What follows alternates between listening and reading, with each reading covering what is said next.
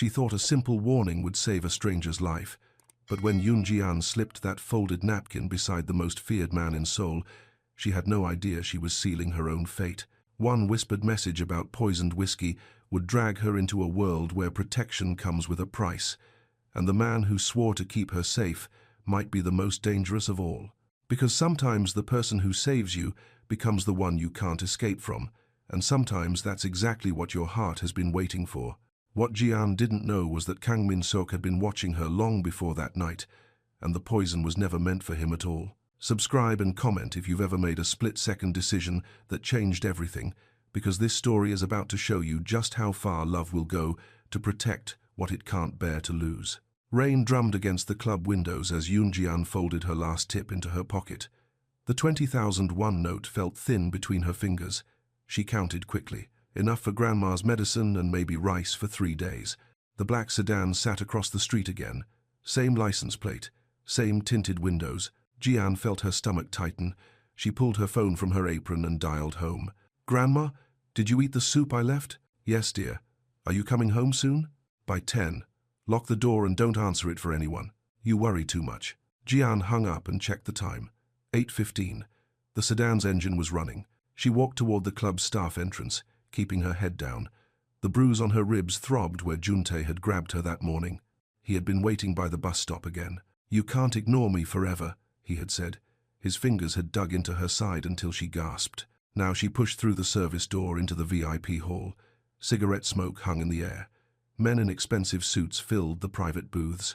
Jian moved between tables, clearing glasses and refilling water. The manager had scheduled her for the late shift again.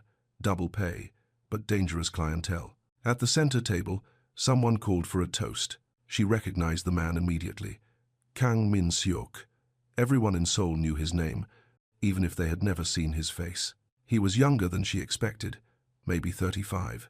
His suit was perfectly tailored. His hands were still on the table. A server approached with a bottle of expensive whiskey. Min-seok nodded as the man poured. Jian watched from the corner of her eye as she wiped down an empty table. Another man approached Min-seok from behind. He wore gloves, unusual for the warm evening. The gloved man said something quietly. Min-seok laughed. The man reached for Min-seok's glass and set down an identical one. Jian's breath caught. She had seen the switch. The gloved man stepped back. A watch glinted on his wrist, silver with a black face. A thin scar ran from his thumb to his wrist. Min-seok raised his glass. The men around him lifted theirs. Jian felt her heart hammer against her ribs. If she spoke up, they would ask questions. If she stayed silent, someone might die. She grabbed a clean napkin from her tray and wrote quickly, "Don't drink it. Smile and leave. Now." She folded the napkin and walked toward Min-seok's table. Her hands shook as she set down fresh water glasses. The folded napkin landed beside his elbow. Min-seok glanced at it. His eyes found hers for 1 second. Then he smiled at his companions and raised his glass higher. "To loyalty," he said. The men echoed him. "To loyalty." Min-seok brought the glass to his lips, then paused. He set it down without drinking. "Excuse me," he said to his table. "I need to make a call." He stood and walked toward the back exit. Jian tried to slip away through the staff corridor. A hand caught her wrist. She turned. Min-seok stood behind her. His grip was firm but not painful. "Walk," he said quietly. "I have work to finish. Walk." His voice was calm, final. She had no choice. They moved through the service doors into the back alley. Rain misted the air. A black car waited with the engine running. Another man appeared from the shadows, tall, broad-shouldered, with careful eyes. "Dae-ho," Min-seok said. "Follow the man with the gloves." Dae-ho nodded and disappeared back into the club. Min-seok opened the car door. "Get in. I need to go home. My grandmother is waiting." 5 minutes. Jian felt trapped. She climbed into the back seat. Min-seok sat beside her. The driver pulled away from the club. Through the window, Jian saw the sedan that had been following her. It stayed in place. "Tell me what you saw," Min-seok said. "A man switched your glass. He wore gloves and had a scar on his wrist. What else?" "A silver watch with a black face." Min-seok nodded. "You saved my life. I don't want to be involved in anything. You already are." Something heavy thudded against the club's back door. Min-seok's phone buzzed. He read the message and put the phone away. "Where do you live?" he asked. "I can take the bus." "Where do you live?" Jian felt her throat tighten. She gave him her address. The driver turned toward her neighborhood. Rain streaked the windows. Her building came into view. "Stop here," she said. The car pulled to the curb. Jian reached for the door handle. "Wait." Min-seok handed her a business card. "If anything feels wrong, call that number. Nothing will feel wrong. Keep it anyway." She took the card and stepped out of the car. The rain soaked through her shirt immediately. Her apartment building stood dark against the sky. Most of the windows were black. Only a few lights glowed behind thin curtains. She climbed the stairs to the third floor. Her key turned easily in the lock. Too easily. The door was already unlocked. Jian felt her blood freeze. She had locked it before leaving for work. She always locked it. She pushed the door open slowly. The apartment was quiet. The television played a muted drama. "Grandma?" No answer. She stepped inside and found her grandmother asleep on the couch. The blanket was tucked neatly around her shoulders. The window was cracked open for air. Everything looked normal. Jian locked the door behind her and checked the chain. She pulled Min-seok's card from her pocket. The number was printed in small, neat digits. She deleted the contact from her phone, then added it again. Her hands shook as she placed Grandma's medicine on the kitchen counter. The city grew quiet outside. Midnight was still an hour away. She double-locked the door and checked the windows. Everything was secure, but the door had been unlocked. Someone had been inside. Before dawn, Min-seok sat in his office, reading the lab report. The toxin in the switched glass was designed to react with common painkillers, fatal within minutes. His phone buzzed. A message from Dae-ho. "Found a receipt in the car. Painkillers, purchased yesterday." Min-seok's chest tightened. The girl had saved her own life without knowing it. If she had touched the glass, if any residue had transferred to her skin. He stood and reached for his coat. His phone rang. Dae-ho's voice was tense. "Someone's been testing the camera angles outside her building." Min-seok was already moving toward the door. "Stay where you are. I'm coming." He drove through empty streets toward Jian's neighborhood. The city looked different in the early morning. Cleaner, more honest. His phone buzzed with a text message. The girl's number. He had programmed it into his contacts after dropping her off. The message was short. "Door was unlocked when I came home." Min-seok felt something cold settle in his stomach. He texted back, "Do not open the door for anyone." Then he pressed harder on the accelerator. Jian woke to a scraping sound outside her door. Metal against metal. She lay still, listening. The sound came again. Someone was testing the lock. She reached for the kitchen knife she kept beside her bed.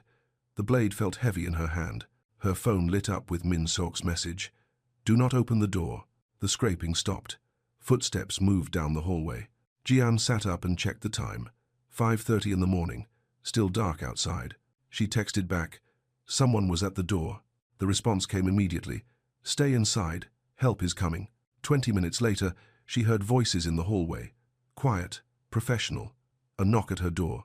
"Miss Yoon?" "This is Dae-ho." She recognized the voice from the car.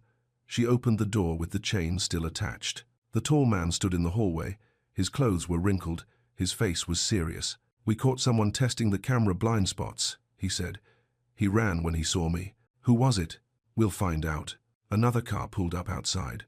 Through the window, Jian saw Min-seok walking toward the building. He knocked once and waited. She unlocked the chain. "Pack a bag," he said. "You and your grandmother." "No. This isn't a request. I won't be controlled." Min-seok stepped inside and closed the door behind him. His eyes scanned the apartment quickly. "Someone wants you dead," he said. "The poison was meant for you, not me." Jian felt the room tilt. "That's impossible. You bought painkillers yesterday. The toxin reacts with that specific medication." Her grandmother stirred on the couch. She opened her eyes and smiled. "Who is this polite young man?" Grandma asked. Min-seok knelt beside the couch. His voice became gentle. "I'm a friend of Jian's. We need to take you somewhere safe for a few days." "How nice. Could you make tea first?" Min-seok looked at Jian. Something shifted in his expression. "Please," he said quietly. 72 hours, then you can decide." Jian felt her resistance cracking. Her grandmother was vulnerable. The door had been unlocked. 3 days, she said. "Then we come home." 3 days. Grandma clapped her hands. "Oh, good. I haven't had an adventure in years." The compound sat on the river outside Seoul. High walls surrounded gardens and traditional buildings. Security cameras tracked their approach. A woman met them at the main entrance. She was around 40, with kind eyes and graying hair. "This is Madame Sora," Min-seok said. "She manages the house." Sora bowed slightly. "Welcome. I've prepared the guest wing." She led them through courtyards filled with flowering trees. The buildings were modern but designed in traditional style. Everything was clean and peaceful. "Your rooms are connected," Sora said to Jian. "Private bathroom, small kitchen. You're free to walk the gardens. But please, stay within the walls." "Are we prisoners?" Jian asked. "Your guests," Min-seok said, "with access to everything except the exit." "That sounds like prison." "It sounds like protection." Sora showed them to their rooms. The guest wing was larger than Jian's entire apartment. Traditional furniture mixed with modern conveniences. Large windows looked out over the river. Grandma settled into a comfortable chair. "This is lovely. Much better than that noisy building." Min-seok's phone buzzed. He read the message and his face darkened. "What is it?" Jian asked. "The man we caught. His name is Park Jun-tae." Jian's breath caught. "How do you know that name?" "He's an investor in the club where you work." The silence stretched between them. Outside, water lapped against the compound's private dock. "He's my ex-boyfriend," Jian said quietly. "He's been following me for months." Min-seok's eyes grew cold. "Not anymore. You can't just make him disappear. I can make him understand consequences." "That's not how this works." "This is exactly how this works." Sora cleared her throat. "Perhaps we should focus on settling in. Breakfast will be ready soon." Min-seok stepped toward the door. "We'll discuss this later." "There's nothing to discuss," Jian said. "I won't let you hurt him." "Even after he tried to have you killed?" "Even then."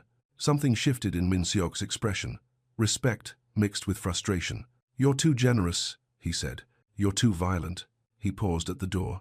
"Violence is sometimes the only language people understand. Then teach them a different language." Min-seok left without answering. The door closed quietly behind him. Sora began unpacking Grandma's medicine. "He's not as hard as he pretends," she said. "How do you know?" "I've worked for him for 5 years. He brings home injured birds and fixes broken garden gates himself." Jian felt her chest tighten with unexpected warmth. "Why are you telling me this?" "Because you're going to be here for a while. Whether it's 3 days or 3 months. 3 days. We'll see." Outside, Min-seok stood on the terrace, overlooking the river. His phone rang. "The lab confirmed it," Dae-ho said. "The toxin plus painkillers equals death in under 5 minutes." "And the investor connection?" "Jun-tae has money in the club through a shell company. He could have arranged the switch." Min-seok felt anger build in his chest. Find everything about him.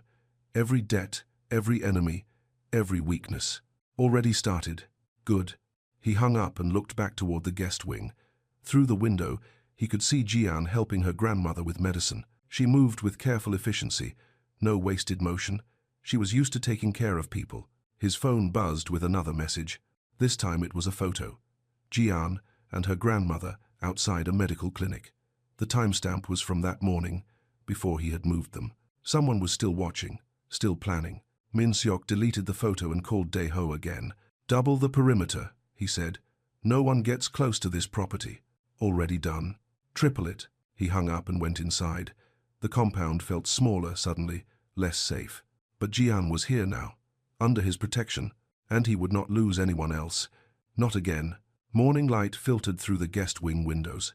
Jian organized Grandma's pills into a weekly dispenser, while Sora explained the house rules. "Breakfast is at 8, Sora said. "The kitchen is always open for tea or snacks. The gardens are yours to explore." "What about leaving?" "That requires discussion with Min-seok." A knock interrupted them. Sora opened the door to receive a flower delivery. White roses in an expensive arrangement. The card was small and unsigned.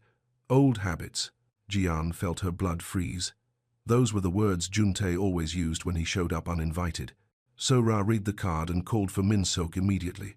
He appeared within minutes, still wearing yesterday's shirt. "When did this arrive?" he asked. "Just now." The delivery man was gone before I could question him. Min-seok took the card and walked to the fireplace. He struck a match and held it to the corner. The paper curled and blackened. "No more deliveries," he said to Sora. "Nothing gets through the gate." "Of course." He turned to Jian. "Get ready. We're taking your grandmother to her appointment. You said we could stay here. Plans change." 30 minutes later, they sat in the medical clinic waiting room. Daeho positioned himself near the entrance while another guard watched the parking lot. The doctor examined Grandma's progress from her stroke. "Much improved," she said. "The medication is working well." Jian felt relief wash through her. At least something was going right. They drove back to the compound in silence. Through the car windows, Jian noticed the same motorcycle following them for several blocks. Min Seok saw it too. He spoke quietly into his phone. The motorcycle disappeared at the next intersection. Back at the compound, Jian tried calling the club manager. The phone rang 6 times before going to voicemail. She tried again an hour later. Same result. "Problems?" Min Seok asked. "My boss won't answer." "Maybe he's busy." "He always answers." Min Seok's expression darkened. "I'll make some calls." An hour later, he returned with news. "You're fired." "What?" "Unreliable attendance." That's what he told people. Jian felt her world tilt. "I've never missed a shift." Someone convinced him otherwise. She walked to the guest room and closed the door.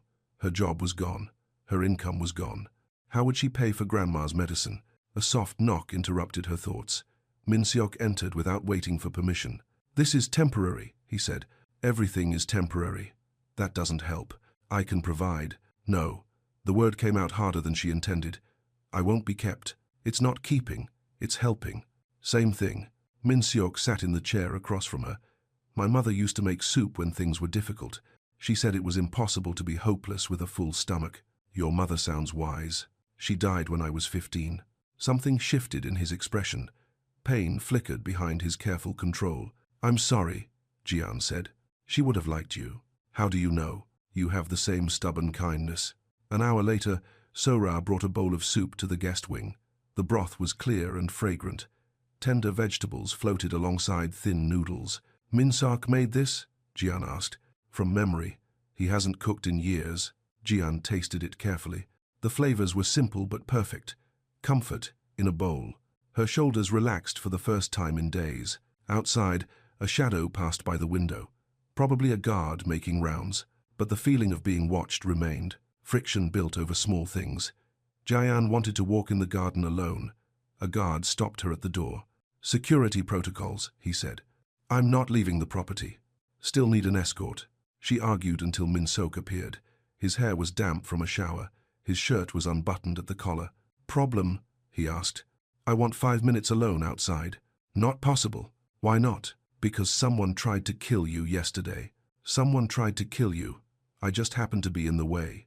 Min Seok studied her face. Something shifted in his expression. "Terrace walks are permitted," he said to the guard. "Escorted to the door, then privacy on the upper level." The guard nodded and stepped aside. "Thank you," Jian said quietly. "Don't mistake accommodation for weakness. Don't mistake independence for ingratitude." They looked at each other for a long moment, then Min Seok walked away. That evening, Min Seok showed her around the compound. The main house was larger than it appeared from outside. Traditional rooms mixed with modern security features. "How long have you lived here?" she asked. 5 years. "Before that?" "A smaller place. Less secure." They passed a room with tatami mats and low tables. A small shrine occupied one corner. Fresh flowers sat before a photograph she couldn't see clearly. "Family?" she asked. "Something like that." Daeho joined them in the main corridor. He demonstrated how the camera system covered every angle. Motion sensors tracked movement throughout the property. "Nothing gets past us," he said. Sora explained the household code. Loyalty, discretion, care. Everyone who lives here follows these principles. "What about guests?" Jian asked. "Guests are family while they're here." They ended the tour in the kitchen. Min Seok showed her where everything was stored. "You're welcome to cook if you prefer." "I'm not much of a cook." Neither was I. She noticed a small bandage on his knuckle. "What happened?" "Sparring practice." Without thinking, she reached for his hand. The bandage was coming loose. She peeled it away and examined the cut. "It needs antiseptic." "It's fine." But she was already opening the first aid kit. She cleaned the wound carefully and applied a fresh bandage. His hands were still while she worked. Strong fingers, calloused palms. Working hands despite his expensive clothes. "Thank you," he said when she finished. "It's nothing." But something had shifted between them. The careful distance was closing. The breakthrough came at sunset. Grandma wandered into the courtyard looking confused. "Where's Uncle Min?" she asked Jian. "He promised to help with the garden." Jian felt her chest tighten. Grandma's memory was getting worse. Min Seok appeared in the doorway. He heard the question and approached slowly. "I'm right here, grandmother," he said gently. He knelt to her height and took her hands. "The flowers are beautiful this year." Grandma's face brightened. "You always were good with plants, just like your father." "Yes, just like him." They sat together at a low table while Sora brought mint tea. Grandma chatted about neighbors from 50 years ago. Min Seok listened to every word. Jian watched from the kitchen window. His patience was complete. His attention was genuine. This was not the man she had expected. As darkness fell, Grandma dozed in her chair. Min Seok carried her inside with careful tenderness. "She's lighter than she looks," he said to Jian. "The stroke took a lot from her. She's lucky to have you. I'm lucky to have her." They tucked Grandma into bed together. She smiled in her sleep and murmured something about spring planting. In the hallway, Min Seok stopped. "She reminds me of someone." "Your grandmother?" "My wife." The words hung in the air between them. Jian felt her breath catch. "Was," he corrected quietly. "Past tense." He walked away before she could respond. Late that night, Jian found him alone in the main room. A small photograph lay on the table beside him. He held something else in his hands. She moved closer and saw it clearly. An ultrasound image, the black and white outline of a tiny form. "Boy or girl?" she asked softly. "We never found out." His voice was steady, but his hands shook slightly. "The car bomb was meant for me," he said. "She was coming to pick me up from a meeting. Wrong place, wrong time." "How long ago?" 3 years, 4 months, 16 days. Jian sat across from him.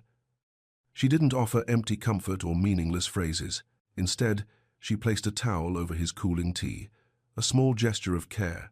"I couldn't protect them," he said. "You can't protect everyone. I can try." Their eyes met across the table. Understanding passed between them, without words.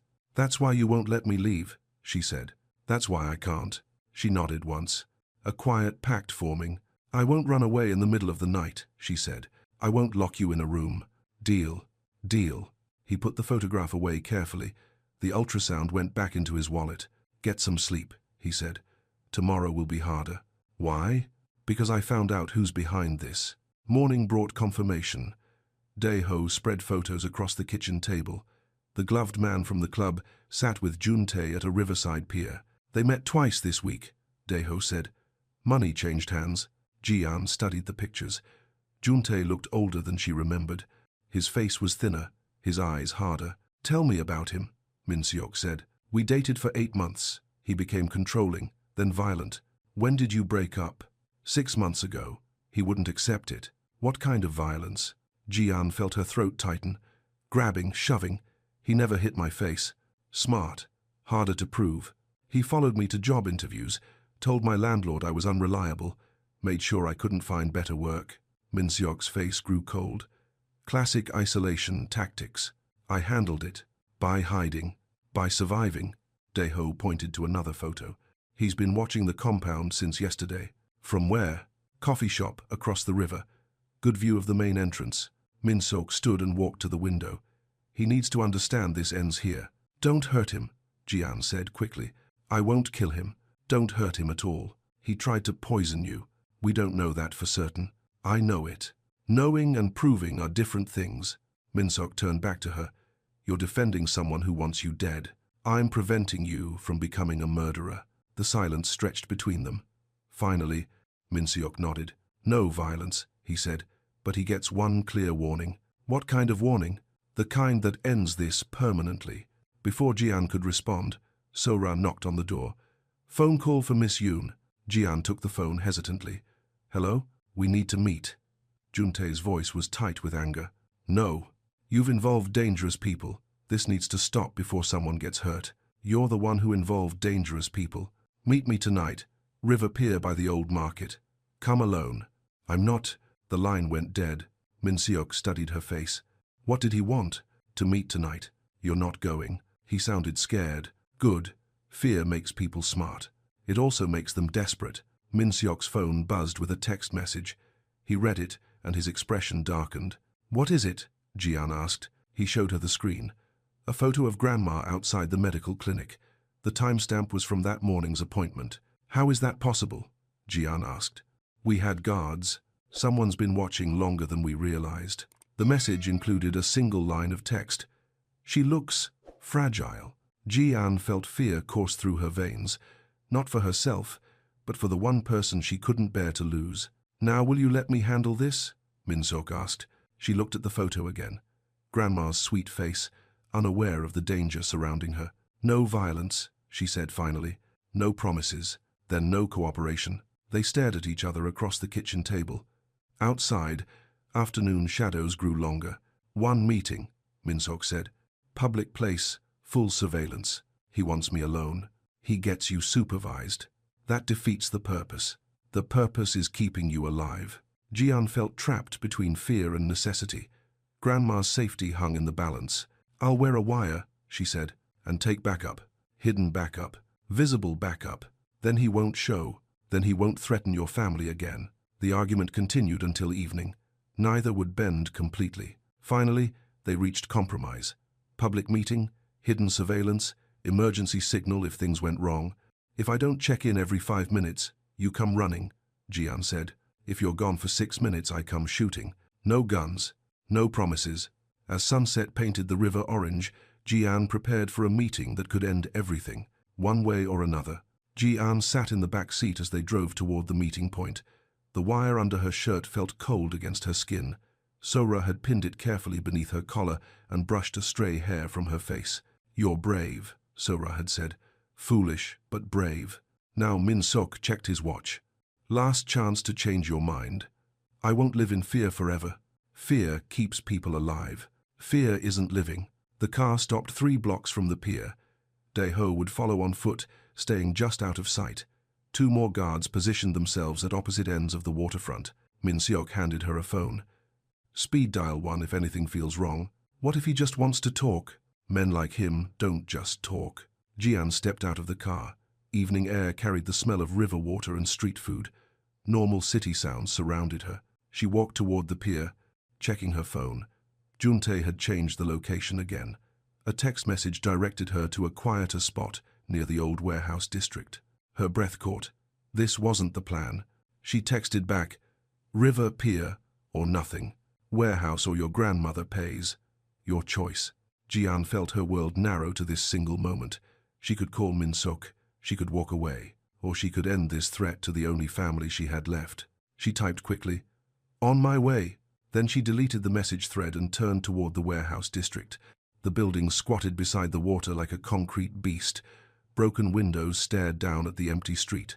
A single van sat in the parking lot. Ji-an approached slowly, every instinct screaming danger. Juntae emerged from behind the van. He looked thinner than before. His clothes were expensive, but wrinkled. You came. What do you want? You, obviously. He smiled, but his eyes remained cold. Away from your new friends. They're not friends. They're protection. From what? Me? He laughed. I never hurt you. You grabbed me. You followed me. You tried to have me killed. The poison was never meant for you. That was business. Whose business? People with money. People who don't like being crossed. Ji-an felt pieces clicking together. You owe them money. I owed them money. Past tense. And now? Now they want something else. The van doors slid open. 3 men stepped out, faces covered by masks. Ji-an reached for her phone. Juntae caught her wrist. No calls, he said. This ends quietly. What ends? Your protection. Your resistance. Your choice to leave me. I left you 6 months ago. You left my apartment. You never left me. The masked men moved closer. Ji-an tried to back away but found herself pressed against the van. What do you want? She asked again. Loyalty. Obedience. The respect I deserve. You can't force respect. I can teach it. One of the masked men produced rope from inside the van. Professional quality. This was planned. Ji-an's wire crackled against her collar. She hoped Min-seok was listening. Get in the van, Juntae said. No. Get in willingly or get dragged in. Your choice. There's always a third choice. What's that? A single knock echoed from the warehouse door. Deliberate. Measured. Juntae's head turned toward the sound. The masked men tensed. Another knock. Then silence. Who else did you tell? Juntae demanded. No one. You're lying. A third knock, followed by the screech of metal on metal. Someone was forcing the warehouse door. Lights went out across the parking lot. Emergency power failed. The area plunged into darkness. Jian heard bodies moving in the black. Quick, efficient sounds. A grunt. Something heavy hitting concrete. She dropped to her knees and crawled toward the water. "Find her!" Juntae shouted. A flashlight beam swept the area. It found her crouched beside a shipping container. Footsteps approached. Not running, walking with calm purpose. Min-seok emerged from the darkness. His clothes were torn, but his breathing was steady. "Stand up slowly," he said to her. She obeyed. His hand found her wrist in the darkness, checking for injury. "How many?" she whispered. "3 down, 1 running." Juntae's voice came from somewhere near the van. "You can't protect her forever. I can try." A blade whistled through the air. Min-seok moved Jian aside and caught Juntae's wrist in one fluid motion. They struggled briefly. Then Junta was on the ground, disarmed and pinned. "It's over," Min-seok said. "This is nothing. There are others." Not anymore. Sirens wailed in the distance. Someone had called the police. Min-seok released Juntae and stepped back. "When they ask what happened, tell them the truth. You tried to kidnap someone, and it went badly. They'll want to know who stopped me. Tell them a concerned citizen." The sirens grew louder. Red and blue lights reflected off the warehouse walls. Min-seok took Jian's hand. "We need to leave." They walked quickly toward the river. A speedboat waited at a small dock, engine running. "Dae-ho?" Jian asked. "Already in position." They climbed aboard. The boat pulled away from shore just as police cars arrived at the warehouse. Jian watched the lights fade behind them. Her hands had stopped shaking. "Are you hurt?" Min-seok asked. "No." "Good. How did you know to come?" "You went quiet on the wire. Then the GPS showed you moving away from the pier. You tracked my phone." "I tracked everything." She should have been angry about the invasion of privacy. Instead, she felt grateful. "Thank you," she said. "Don't thank me yet. This isn't finished." "What do you mean?" Juntae was working for someone else. Someone with enough money to hire professional help. "Who?" "We'll find out." The boat reached a private dock on the compound side of the river. They climbed out in silence. Back at the house, Sora waited with tea and medical supplies. She checked Jian for injuries while Min-seok made phone calls. "The wire worked perfectly," Sora said. "We heard everything." "How much trouble are we in?" "None. The police found 3 unconscious men and 1 very talkative ex-boyfriend." "What did Juntae tell them?" "Everything, including who hired him." Min-seok ended his call and joined them in the kitchen. "Park Industries. They've been trying to buy the club for months." "The club where I worked?" "Where you used to work. But why target me?" "Because you saw something you shouldn't have." The gloved man was their inside contact. Jian felt exhaustion creeping through her bones. "So, it's really over?" "The immediate threat is over. What about the long-term threat?" Min-seok sat across from her. His shirt was torn at the shoulder. A thin cut marked his cheek. "That depends on what you want," he said. "What do you mean?" "You can go back to your old life. Different job, same apartment, normal risks. Or you can stay here, protected, safe, with me." The words hung between them. Jian felt her heart speed up. "What exactly are you asking?" "I'm asking you to let me take care of you." "As what? A charity case?" "As someone I care about." She studied his face. The careful control was gone. She could see past his walls to the man underneath. "I don't want to be taken care of," she said. "What do you want?" "To be chosen. Not saved or protected or managed. Chosen." "What's the difference?" "Choice is mutual." Min-seok reached across the table. His fingers brushed hers. "Then choose," he said. "Choose what? Whether this is just protection or something more." Jian felt her breath catch. She looked at their joined hands. "Something more," she whispered. "Are you sure?" "No. But I'm sure I want to find out." He smiled then. The first real smile she had seen from him. "Good," he said, "because I was running out of ways to keep you here. You could have just asked. Would you have said yes? Eventually. I'm not a patient man." "I noticed." Sora cleared her throat from the doorway. "Perhaps we should tend to your injuries before planning the future." Min-seok touched the cut on his cheek. "It's nothing. It needs antiseptic," Jian said. She took the first aid kit from Sora and cleaned the wound carefully. His skin was warm under her fingers. "Thank you," he said when she finished. "It's nothing." But they both knew it was something. Something that had been building since the first moment she had warned him about the poisoned glass. Outside, Dawn was breaking over the river. The compound felt safer now, protected not just by walls and guards, but by choice. "What happens now?" Jian asked. "Now we sleep," Min-seok said. "Tomorrow we figure out the rest. Together, together." Jian felt something settle in her chest. Not just relief, but hope. For the first time in months, the future looked possible. The next morning brought new routines. Jian woke in the guest wing but joined Min-seok for breakfast in the main house. They sat across from each other, reading different sections of the newspaper. Normal, domestic, right. "There's something I want to show you," he said after they finished eating. He led her to a small building behind the main house. It had been converted into a modern kitchen with commercial equipment. "What is this?" "A catering space. So-ra used to run events here, but her arthritis makes it difficult now." Jian walked through the space, running her hands along the stainless steel counters. "It's perfect for small events," she said. "Wedding parties, corporate lunches. It's yours if you want it." She turned to look at him. "What's the catch?" "No catch, just an offer. I can't afford the rent." "There is no rent. I won't be kept. You won't be. This is business.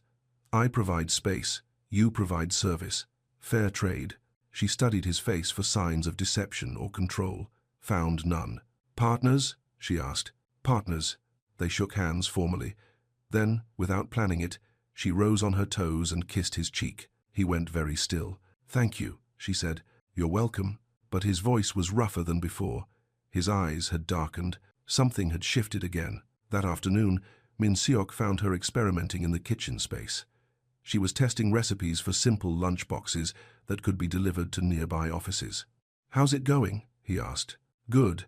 The equipment here is better than anything I've used before. So-ra will be pleased. She loved cooking here." What made her stop? Age, arthritis, fear of not being perfect anymore. Jian nodded, understanding. Maybe she could teach me her recipes. She'd like that. They worked in comfortable silence. Min-seok helped with prep work, while Jian seasoned and adjusted flavors. "You're good at this," she said. "My mother taught me before she died." "What was she like?" "Strong, kind, stubborn as hell." "Sounds familiar." He smiled. "She would have liked you." "You said that before." "I meant it then too." Their hands bumped as they reached for the same ingredient. Neither pulled away immediately. "Min-seok," she said quietly. "Yes? What are we doing?" "Making lunch. You know what I mean." He set down his knife and turned to face her fully. "I don't know. Something I've never done before, which is letting someone matter." The honesty in his voice took her breath away. "I matter? Too much. Is that bad?" "Probably. But you're not going to stop." "Can't." She stepped closer. They were standing in the middle of a kitchen surrounded by cutting boards and ingredients, but it felt like the most intimate space in the world. "Good," she said, "because I can't either." He reached up and touched her face. His thumb brushed across her cheek. "This is complicated," he said. "Most good things are. I come with baggage. So do I. Dangerous baggage. I'll take my chances." He studied her face for a long moment. Then he leaned down and kissed her. Soft at first, tentative, then deeper as she kissed him back. When they broke apart, both were breathing harder. "That was," he started. "Overdue," she finished. "I was going to say terrifying." "That too." They stood close together, foreheads almost touching. "What happens now?" she asked. "Now we see if this works. What if it doesn't?" "What if it does?" She smiled at his non-answer. "You're very good at not answering questions." "Practice." "From what?" "Years of not trusting anyone enough to tell them the truth. And now I'm trusting you with everything." The weight of that statement settled between them. Jian understood what he was offering. Not just protection or partnership, but complete vulnerability. "I won't break it," she said. "I know." "How do you know?" "Because you saved my life before you even knew my name." That was just being decent. That was being you. They kissed again, longer this time, more certain. When So-ra found them an hour later, they were cooking together with the easy rhythm of people who belonged in the same space. "About time," she said under her breath. Neither of them disagreed. That evening, they sat on the terrace watching the sun set over the river. Grandma dozed in a comfortable chair between them, a blanket tucked around her shoulders. "She's peaceful here," Min-seok said. "She likes you." "I like her too. She reminds you of your wife." He was quiet for a long moment. "No, She reminds me of the grandmother I never had. What do you mean? Family is something you choose, not just something you're born with. Jian felt her chest warm. Is that what this is? Family? If you want it to be. She looked at him in the fading light. His face was serious but open, hopeful. I want it to be, she said, even with all the complications, especially with the complications. He reached for her hand. Their fingers intertwined naturally. Good, he said, because I was going to keep you anyway. Keep me? Wrong word. Choose you. Every day, for as long as you'll let me. That's a big promise. I don't make small promises. The sun disappeared behind the horizon. Lights began to twinkle across the city. Min-seok? Yes. Thank you for not giving up on me. Thank you for not running away. Where would I go? Anywhere. You're free to leave whenever you want. I know. That's what makes staying mean something. They sat in comfortable silence as night settled around them. 3 generations of chosen family, safe together. For the first time in her adult life, Jian felt like she was home. 3 months later, summer heat shimmered over the compound gardens. Jian packed lunch orders in the catering kitchen, while Grandma tended herbs in raised beds outside. The small business had grown beyond her expectations. 15 orders today, she called to Min-seok as he appeared in the doorway. New record? 3rd time this week. He carried warm bread from the main kitchen, arriving earlier than usual. No excuse, as always. You're spoiling my customers, she said. Your customers have good taste. He set the bread on the counter and moved behind her. His hands settled on her waist as she worked. Dae-ho will complain about flour in the hallway again, she said. Let him complain. She leaned back against his chest. 3 months of this and it still felt new. So Ra wants to expand the herb garden, she said. Good idea. More space for Grandma's projects. She's been asking about your mother's recipes. I'll teach them to both of you. Through the window, they could see Grandma carefully watering seedlings. Her movements were stronger now. The constant stress had lifted from her shoulders. She's happy here, Jian said. So are you. How do you know? You hum when you cook. I do not. You're humming right now. Jian realized he was right. A soft melody had been playing in her head all morning. That doesn't mean anything. It means everything. He turned her around to face him. His hands framed her face gently. What? She asked. Marry me. The words hung in the air between them. Jian felt her breath stop. What did you say? Marry me. Build this life with me permanently. That's, she struggled for words, that's a big decision. I've been thinking about it for weeks. Weeks? Months, actually. Since the night you cleaned my cut in the kitchen. That was our 2nd day here. I know. You barely knew me. I knew enough. She studied his face. No uncertainty. No doubt. This isn't because you feel responsible for me. This is because I can't imagine my life without you. What about your ghosts? They'll always be there, but they're not driving anymore. What is? You. This. The future we're building together. Jian felt tears threaten. Happy tears, but tears nonetheless. Is that a yes? He asked softly. That's a yes. He kissed her then, right there in the kitchen, surrounded by lunch orders and flour dust. Soft and deep and full of promise. When they broke apart, both were smiling. When? She asked. Whenever you want. Tomorrow? Next year? Whenever feels right. Small ceremony? Just family. What family? The family we chose.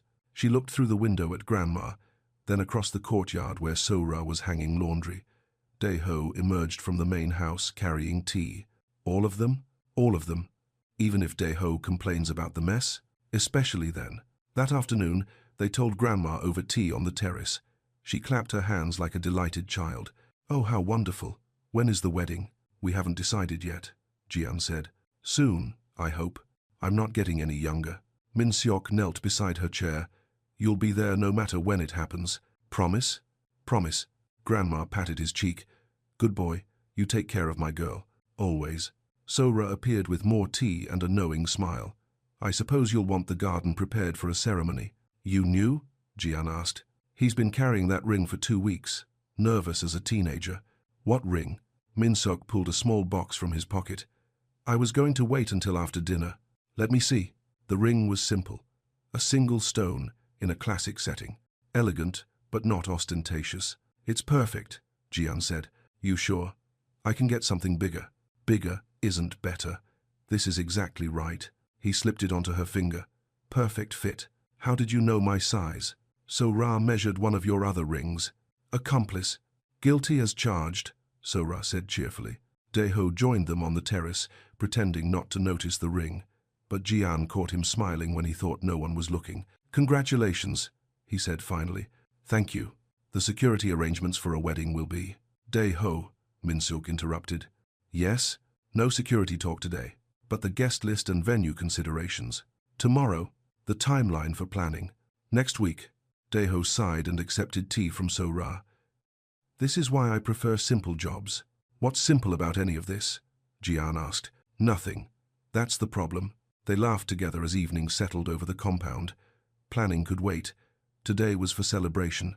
2 weeks later, they stood in the garden surrounded by flowers and fairy lights. The ceremony was small but perfect. So-ra officiated with legal credentials none of them had known she possessed. Grandma sat in the front row wearing her best dress and a huge smile. Dae-ho stood as Min-seok's best man, looking uncomfortable in a formal suit. Do you, Min-seok, take Jian as your wife, partner, and chosen family? I do. Do you, Jian, take Min-seok as your husband, partner, and chosen family? I do.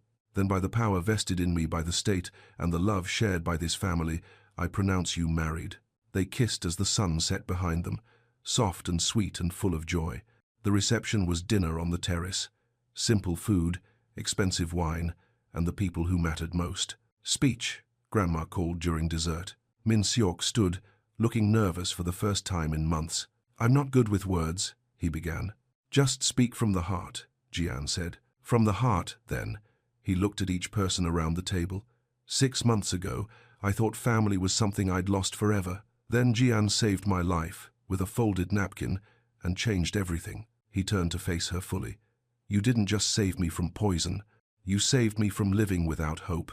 Min-seok, she whispered, I love you for your courage, your stubborn kindness, and your terrible habit of humming while you work. I love the way you take care of everyone around you without expecting anything in return. Tears slipped down her cheeks. Happy tears. Most of all, I love that you chose this family, this life, this messy and complicated future we're building together. He raised his glass. To family, chosen, cherished, and forever. To family, everyone echoed. They toasted under the stars while the river whispered beside them. Later, alone in their shared room for the first time, they sat by the window watching the city lights. No regrets? Min-seok asked. About what? Giving up your independence. I didn't give it up. I chose to share it. What's the difference? Everything. He pulled her closer. She settled against his side naturally. What are you thinking about? She asked. How different this feels from what I expected. Good, different, or bad different. Perfect, different. They sat in comfortable silence, watching the world outside their window. Jian? Thank you. For what?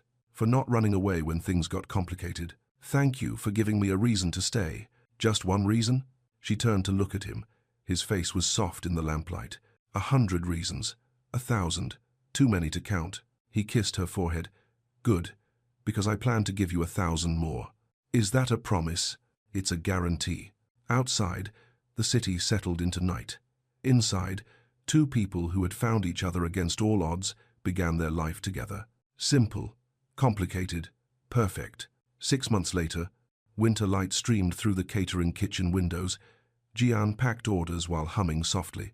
The business had outgrown the small space. We need a bigger kitchen, she said to Min-seok as he delivered morning bread. Already looking into it. Really? Building permits, zoning approvals, the whole process. She stopped working and stared at him. You're serious. Dead serious. This is your dream, right? Real restaurant, multiple locations, your own empire. My dream was staying alive and keeping Grandma safe. Goals can evolve. She wiped her hands on her apron and moved closer to him. What about your goals? Same as always, protecting what matters. Which is you, this family, this life we built together. That's enough for you? That's everything for me. Through the window, they could see Grandma teaching So-ra how to prune rosemary. Both women were laughing at some shared joke. Dae-ho appeared in the garden carrying a ladder, still complaining about household duties, still secretly enjoying them. Look at them, Jian said. What do you see? Home. Me too. She leaned against him, solid and warm and permanently hers. I love you, she said. I love you too. Even when I hum while working, especially then. Outside, spring was returning to the gardens. Inside, their chosen family continued growing stronger. Jian looked at the old napkin she kept in her desk drawer, the one she had used to warn him about the poison. She had folded it into a small paper heart, months ago, a reminder of where their story began. With a single act of courage that changed everything, she tucked the heart back into the drawer and returned to her work, humming softly, surrounded by love, finally and completely home. Min-sok smiled and went back to his own tasks. They had found each other. They had chosen each other. They were finally home.